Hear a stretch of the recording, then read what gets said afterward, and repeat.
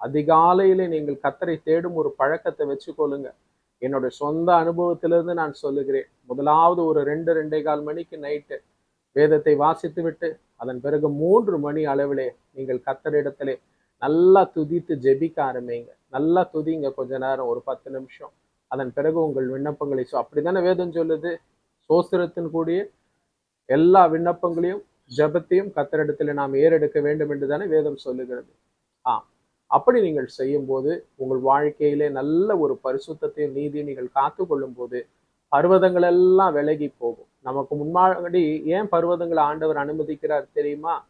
கர்த்தர் செங்கடலையும் எரிகோவையும் நமக்கு முன்பாக அனுமதித்தால்தான் நாம் கர்த்தரை நோக்கி பார்ப்போம். எப்பொழுதுமே வேஸ் எல்லாம் கிளியரா இருக்குது, நம்மளோட வழிகள்லாம் கிளியரா இருக்குது, எந்த விதமான ஒரு மேடும் பள்ளமும் இல்லாமல் இருந்தால் நாம் போய்கொண்டே இருப்போம்.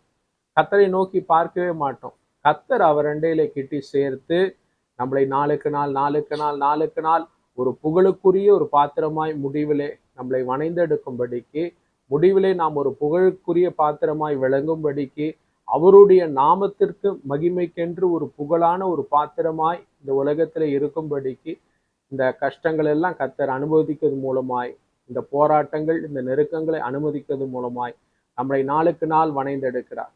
ஒரு நாள் வரும்போது நீங்கள் பிரகாசிப்பீர்கள்.